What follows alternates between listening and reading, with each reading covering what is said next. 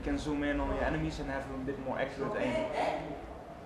So it's a fairly simple mechanic, but it's very intuitive and easy to use. And what we want to try and do is make the player more aware of his environment and scan for cover and make more use of his environment while engaging enemies.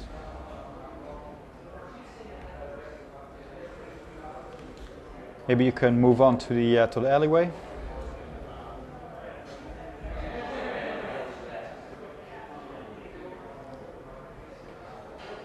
So what we're trying to do with introducing things like first-person lean and peek is really broaden the things that the player can do in the game, and also to accommodate different styles of playing. We've got a variety of different weapons that all are suited to different styles of play.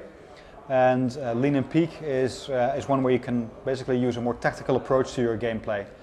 And if you want to run and gun and pick up something like Matthijs is wielding now, a submachine gun, which is a short-range weapon, that's fine. But of course, it's going to be dangerous as you're meeting quite a few Helghast forces at this point. Now, just to look at some of the details here, what we've done is our engine is a proprietary engine. This is something we created ourselves, and the engine is using something called deferred rendering. That's a little buzzword you can see on top of the screen. Deferred rendering means that we can basically throw a lot of lights around, and we can really use lights to our advantage. So this level alone holds over 500 lights. They're all shadow casting, and what that does is that makes sure that everything feels like it's part of the world, like it's integrated. So all the physics objects, all the characters, they all cast shadows, and that really allows for everything to be part of this world. I can see these little hiccups here and there when Matthijs just hopped over the thing, also when he's around the corner. That's where we're loading. Of course, we'll have a streaming system in the final game, so you won't notice any of these loads. So it'll all be very seamless.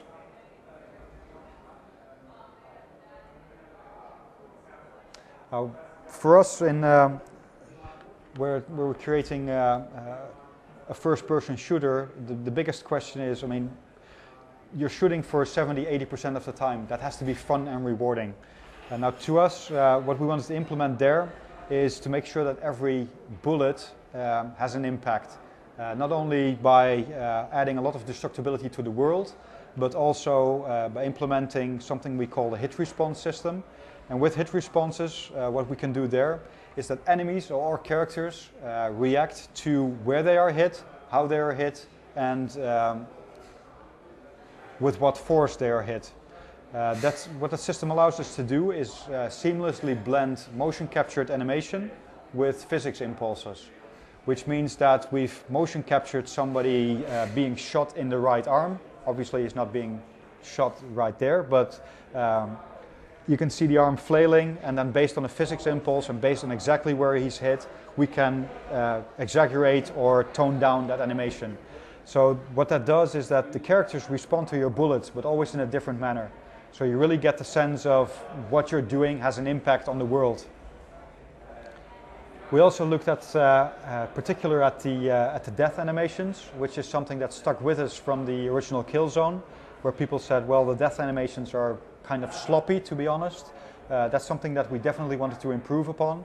So we've gotten these motion capture death animations, and again, we're changing over to ragdoll animation as soon as possible. So if you're shooting them down a stairwell, they will actually roll down the stairwell and things like that.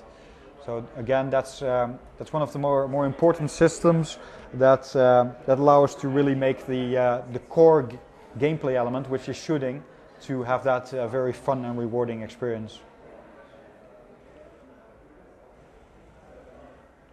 And this is playing with ragdolls. Thank you, Matthijs. Now, of course, another thing that we felt we needed to improve upon is AI and the enemy responses to what you're doing.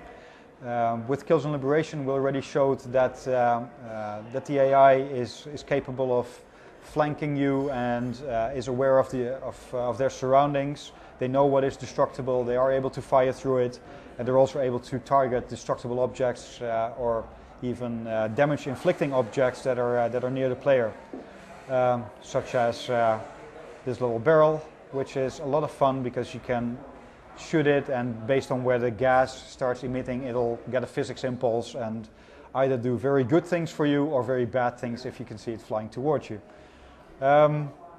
So we had to really look at the AI, and for Killzone 2 we basically overhauled our AI system to make it compatible with the huge amount of physics objects that's flying around in the world, with lots of destructibility that's going on in the world. And of course you're fighting in larger groups now, so they have to be aware of each other, have to be aware of the opposing force, and adjust their behavior accordingly. What you can see now is on screen is what we call the Heavy. The Heavy is a mini boss. This is also something that we introduced in Killzone Liberation, the whole concept of boss fights. This adds to the variety of the game. It requires different tactics to play with these guys. The Heavy in particular is very well armored at the front. He's got a big chain gun, and if you're behind cover and he can't get to you with his chain gun, he can actually fire a grenade. You can see a little smoke trail coming towards you, and you hear the beeping of impending death if you don't get out of the way soon enough. Now this enemy needs a special tactic. He's vulnerable at his back, which means you either have to flank him or have your buddies flank him. But what we can also do is use our hit response system to trigger him to turn around. There's the impending beep, there we go.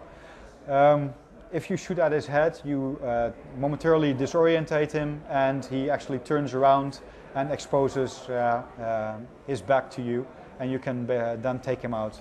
So that's where we start using these systems to integrate them into gameplay as well, and make the player more aware of what he's doing and give him different options to take down these enemies. This is just a broad overview of what we're doing in this game. One other thing maybe to point out is if you look up into the sky, there's lots of lightning going on. Matthijs is being shot right now. There's lots of lightning going on. Weather will play an important part in Killzone 2. The Helghan planet is a very hostile environment.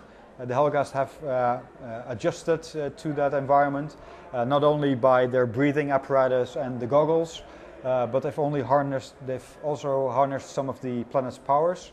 And in this case, it's the weather, it's the electricity in the air that they're able to capture the lightning strikes and fire it back up into the air. And that's basically what the arc weapon, the big thing that shot the intruder out of the sky, what that is doing. It is collecting the electricity and firing it back up into the sky. Weather will play a bigger part in Killzone 2. I won't go into a lot of the other details just now, but lightning is something that, in particular in this level, we paid a lot of attention to make sure that it behaves as lightning should. Of course, it is a science fiction game. It's taking place on a different planet, but we still want it to be grounded in reality, which means that everything has to be believable and be understandable how it works. So if we're displaying something like lightning, it has to work like lightning. So if it strikes something that's metal, you can see sparks flying, and it transfers to other metal parts.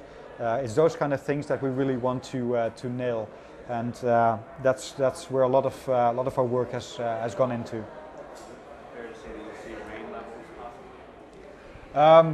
There's a lot of possibilities for different kinds of weather effects. If any of you wants to have a go, you've been remarkably silent so far, so I'm sure there might be some questions. R1 is for grenades, L2 is for the crouch cover mechanic. You have to go a little bit back and to the right, to that little doorway on your right there. Oh, just back, no, there you go. Oh. No, back. Yeah. There you go. If you press square, you can swap weapons. You have 2 weapons. You can go up the little stairwell to your right. There you go.